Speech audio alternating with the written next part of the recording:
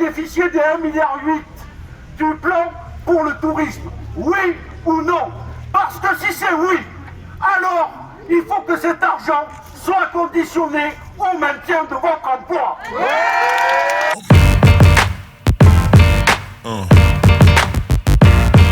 Yeah. Yeah. Bonjour à toutes et bonjour à tous. Je suis venu accompagné de mon amie Elsa Fossillon, votre députée des Hauts-de-Seine, et puis avec des amis élus communistes. Mais je veux vous le dire en premier, votre combat, il faut l'élargir. Il faut que vous continuiez à interpeller l'ensemble des élus, de tout groupe politique. Parce que la question qui vous est posée aujourd'hui, elle est posée partout dans le pays, dans tous les secteurs, dans le secteur aéronautique, dans le secteur automobile, dans le secteur de la pharmacie, avec le scandale de Sanofi, qui vient de toucher 200 millions d'euros en pleine crise du Covid et qui s'apprête à licencier 1000 salariés. C'est aussi tous les secteurs, dont le tourisme, dont on sait qu'il a beaucoup souffert pendant la crise. Mais ici, nous avons une direction de TUI France, qui est un des leaders du marché du tourisme, qui a emmagasiné pendant des années et des années beaucoup de profits grâce à vous, grâce à votre travail, grâce à votre professionnalisme. Et qui, aujourd'hui, après 3 mois de crise sanitaire et sociale inédite dans le pays, dont vous êtes les premières victimes, parce que nous savons que celles et ceux qui ont des petits salaires ont été les premières victimes. Et nous savons que le confinement a été difficile pour vous, dans vos familles, et qu'il est extrêmement compliqué aujourd'hui avec le déconfinement. Mais nous pensons, avec Elsa et beaucoup d'élus communistes, que ce n'est pas aux salariés de venir payer la crise sanitaire avec une crise sociale. Nous pensons qu'il faut aider les entreprises. Évidemment, 485 milliards d'euros ont été mis sur la table par le gouvernement, le même qui, quelques semaines avant, nous disait qu'il n'arrivait pas à trouver 5 milliards d'euros pour nos retraites. C'est le même qui a trouvé 485 milliards d'euros pour sauvegarder les entreprises.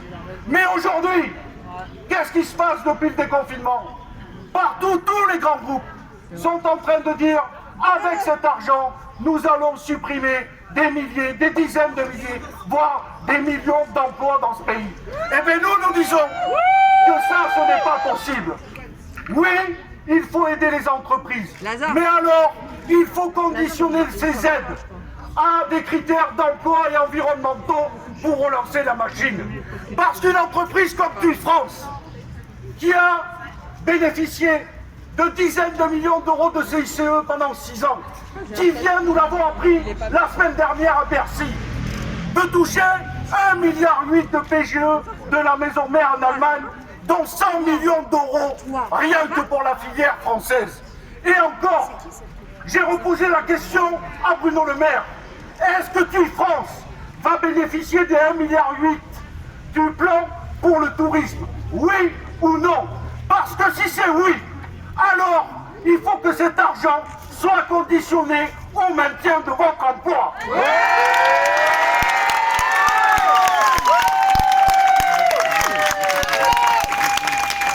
Et je vous le dis, nous serons à vos côtés. Nous continuerons avec Elsa, les parlementaires communistes, à dire tout le mois de juillet, puisque nous sommes en plein budget rectificatif numéro 3, qu'il faut conditionner ces aides et qu'il est interdit de licencier lorsqu'on touche des aides publiques. Et là, le gouvernement, Bruno Le Maire et la nouvelle ministre du Travail, Elisabeth Borne, dont on lance un appel aujourd'hui, puisqu'elle rentre en responsabilité ce matin. Elle doit, dès aujourd'hui, s'occuper de vous et de tous les salariés en France. Parce que vous, en plus de ça, il y a un scandale. C'est que vous n'avez pas de direction. Il est inacceptable qu'une direction licencie 583 personnes par visioconférence. Nous disons au patron, dont je ne connais pas le nom, le patron qui se planque au Maroc et celui-là qui est planqué à Bruxelles, qu'il faut qu'il vienne ici vous rencontrer pour discuter avec vous.